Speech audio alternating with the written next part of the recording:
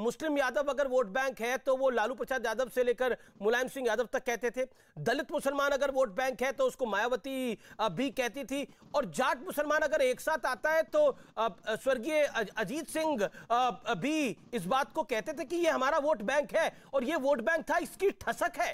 और इसी ठसक की वजह से चौधरी अजीत सिंह लगातार चुनाव जीतते थे। हालांकि 2014 में ये मिथक टूटा और वो चौधरी अजीत सिंह भी चुनाव हारे, लेकिन ये तो स्पष्ट है ना हमारे सामने। आप कह सकते हैं, लेकिन वोट तो ऐसे ही गिना जाता है और वोट ऐसे ही बढ़ता है। बिल्कुल ठीक कह रहे हैं अमीश जी। मैं कोई मीडिया के ऊपर या आपके ऊपर किसी प्रकार का आक्षेप नहीं कर रहा। मैं ये जो सोचने का तरीका है भारतवर्ष में और खास करके भारतवर्ष की राजनीति में, उसके ऊपर टिप्पणी कर रहा था। किंतु सुखद है कि 2014 से भारतवर्ष के राजनीतिक गणित में बहुत बड़ा परिवर्तन आया है, थैंक्स टू मोदी जी।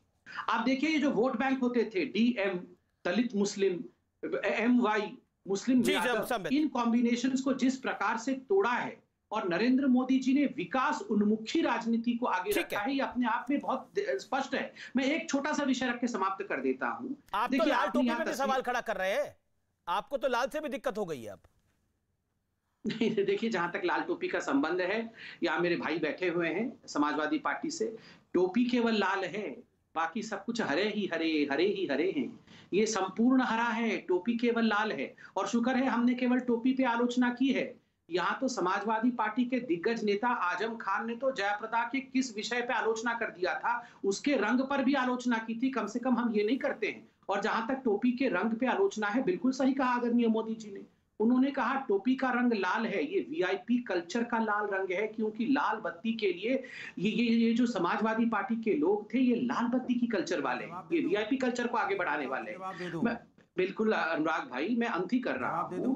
लेकिन आज नजारा ये है, लेकिन सब देखिए। और लाइटर नोट, लाल आज जैकेट डाली है सुरेंद्र राजपूत ने और थोड़ी लाल जैकेट है अजय आलोक की। अब लाल रंग की बात होगी तो दूर तक चली जाएगी।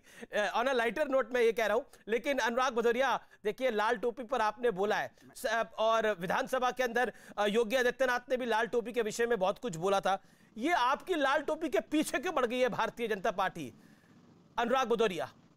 देखिए, कमाल की बात है कि भारतीय जनता पार्टी को समाजवादी से हार का डर इस कदर सताने लगा है कि सपने में, दिन में, रात में भी लाल टोपी दिखाई दे रही है। और मजे की बात यह है कि लाल टोपी की बुराई करते करते प्रभु राम और हनुमान पे भी उंगली उठा देते हैं। सोचो आप, इनको शायद पता नहीं है कि लाल क्रांति का प्रतीक होता है। अगर इन्होंने संकट मोचन हनुमान जी का अष्टक पढ़ा होता तो उसकी लाल लाइन में बता देता हूं, लाल दे लाली से अपनी लाल टोपी को जोड़ रहे हैं जी। मुझे बोलने दीजिए, मुझे बोलने दीजिए। मंगल के दिन संकट मोचन हनुमान जी से अपनी लाल टोपी को जोड़ रहे हैं। मेरा लेकिन आपकी लाल टोपी को ये गुंडागर्दी से जोड़ते हैं। आपकी लाल टोपी को ये गुंडागर्दी से जोड़ते हैं, उस पर बोलिए। आप क्यों परेशान? आप मुझसे लड़ने आए हो या?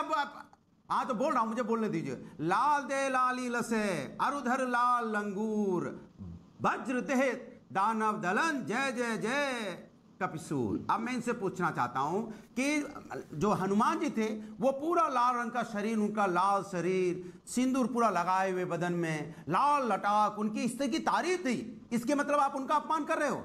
मंदिरों पे आपने देखा हो लाल झंडा लगता है, उसका भी आपने अपमान कर रहे हो। चुनरी लाल रंग की होती है, उनका भी अपमान कर रहे हो। आप किसका अपमान करना चाहते हो? लाल रंग में आपसे पूछना चाहता हूं, समाजवादी पार्टी लाल टोपी लगा के समाज के अंदर में अन्याय के खिलाफ लड़ते हैं, आपके भारतीय जनता पार्टी के अत्याचार के खिलाफ लड़ते हैं, समाज में सामाजिक न्याय देने के लिए लड़ते हैं। तो क्या बुरा करते हैं? क्योंकि आप जैसे लोग तो क्या करेंगे? लखीमपुर में जिस तरह से किसानों को आपने रौंदा, क्या वो खून लाल नहीं था? आपने मनीष गुप्ता को जिस तरह से पीट पीट के मार डाला आपकी पुलिस ने, क्या वो खून लाल नहीं था? विवेक तिवारी को आपने लखनऊ में पीट के गोली मार दी, क्या उसका खून लाल नहीं था? और 69,000 शिक्षक को आपने दौड़ा के पीटा लाठियों से, उनका खून निकला, क्या वो लाल नहीं था? आपके लिए वो लाल होता है। समाजवादी पार्टी लाल टोपी लगा के समाज को न्याय दिलाने की बात करते हैं, और आप अगर लाल रंग का अपमान कर रहे हैं तो आप यहाँ पे प्रभु राम के सबसे प्रिय हनुमान जी का अपमान कर रहे हैं। आप समाजवादी का विरोध करते करते आप प्रभु राम का विरोध करने लगते हैं, आप हनुमान जी का विरोध करने लगते हैं। इसलिए हमने कहा था लाल दे लासी, इसलिए हमने बोला लाल दे लाली लसे। अब उसके आगे वो बताएं क्या? अरुधर लाल लंगूर, वज्र दे दानव दलन, जय जय जय कपिसूर। आप बताइए क्या उनका अपमान नहीं है ये? देखिए अब लाल के ऊपर आप ठीक है, ओके, सब पता, जवाब दे दीजिए आप भी छोटा सा। लाल की बात हो रही है ना, लाल टोपी की बात हो रही है ना। अगर ये शांत हो जाएं तो मैं भी तो कुछ बताऊं। Thank you. देखिए अमीश भाई, मुझे तो बड़ा अच्छा लगा। नहीं बताओ, थोड़ा सा और समय भी ये अमीश भाई, ये इस प्रकार से डिबेट नहीं होता है। तभी मैंने जो लाल दे लाल भाई थोड़ा गुंडागर्दी आंखों बंद कर दीजिए। अब आपने बोला, अब आप करेंगे। देखिए जरा ये लाल टोपी वालों का व्यवहार देखिए जरा, ये किस प्रकार से हो रहे हैं बताइए। ये तभी तो मोदी जी ने सही कहा है, लाल टोपी खतरे का निशानी होता है। डिबेट को भी खतरे की घड़ी में डालने वाले हैं। डिबेट भी नहीं हो पाएगा। अमीश भाई, मुझे तो अच्छा लगता है, कई बार खुशी होती है। लाल रंग पे इन्होंने अभी बखान किया, अच्छा ही कहा। उन्होंने कहा हनुमान जी लाल रंग के हैं, कपिसूर जो है वो लाल रंग के हैं। मैं तो रिक्वेस्ट करूंगा, कल से ये हरा कुर्ता छोड़ करके लाल कुर्ता पहन के आए। किसने रोका है? हमने तो रोका नहीं है लाल कुर्ता पहनने से। ये हरा ही क्यों पहनते हैं? नंबर 1। नंबर 2, मैं इनसे रिक्वेस्ट करता हूँ, देखिए जो राम भक्तों को गोली चला के मारने वाले लोग थे, आज वो हनुमान चालीसा का पाठ कर रहे हैं। इससे अच्छे दिन क्या आ सकते हैं? नहीं, ये ऑन अ सीरियस नोट, इसको मजाक के रूप में मत लीजिएगा। करोड़ों जनता आपकी इस डिबेट को देख रही होगी। वो ये जो सेक्युलरिज्म, एक सेकंड में लूंगा केवल अमीश भाई, बहुत सीरियस नोट में कह रहा हूं। आपने कभी भी 2014 से पहले, 2019 से पहले देखा था कि ये लोग, जो लोग सेक्युलरिज्म के इतने बड़े बड़े धुरंधर थे, कभी हनुमान जी का नाम, राम जी का नाम, हनुमान चालीसा, शिव तांडव स्तोत्र ये याद करके आते थे? बिल्कुल नहीं। मौका मिलते ही जालीदार टोपी पहन करके नमाज पढ़ने बैठ जाते थे। स्टूडियो के अंदर भी नमाज पढ़ते थे। इफ्तार की पार्टी, इफ्तार नहीं होते हुए भी इफ्तार की पार्टी मना लेते थे। आज ये लोग हनुमान जी को याद कर रहे हैं, एक मंत्र रोज पढ़ के आ रहे हैं। यही मोदी जी और योगी जी का कमाल है, इस बात को याद रखना। अगर ये मोदी योगी ये सत्ता थोड़ी भी डगमगाई ना रहेगा राम मंदिर, ना रहेंगे कपिसूर। जो ये कपिसूर का अभी बता रहे थे ना, मंत्र पढ़ करके हनुमान चालीसा, कोई हनुमान चालीसा याद नहीं करेगा। आतंकवादियों को छुड़वाने के लिए 2012 में ये कोर्ट गए थे। राजनीतिक विषय, इसको राजनीतिक इस्तेमाल करना चाहते हो, इसलिए मैं आपको आईना दिखाता हूं। आप राजनीतिक इस्तेमाल करते हो, इसलिए आईना दिखाता हूं। हम लोग तो बचपन से प्रभु राम का नाम ले रहे हैं, क्योंकि मेरी आस्था का विषय है। ये हम लोग घर में पढ़ते हैं, पूजा करते टाइम पढ़ते हैं।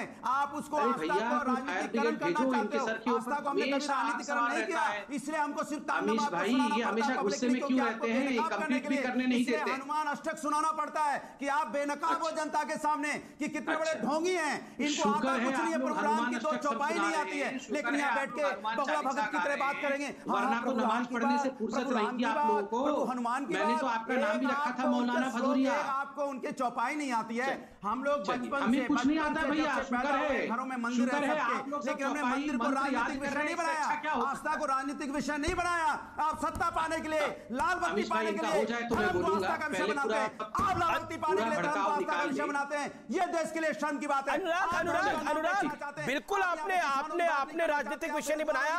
आपके सांसद ने राजनीतिक विषय बनाया कि मुसलमान एकजुट हो जाए। अगर मुसलमान एकजुट हो जाएगा तो बीजेपी नहीं जीत पाएगी। ये आप ही के सांसद ने विषय बनाया ना, ये कांग्रेस के सांसद ने विषय बनाया, ये आपके सांसद ने विषय बनाया ना। अभी आप कह रहे हैं हम धार्मिक एजेंडे पे नहीं आते।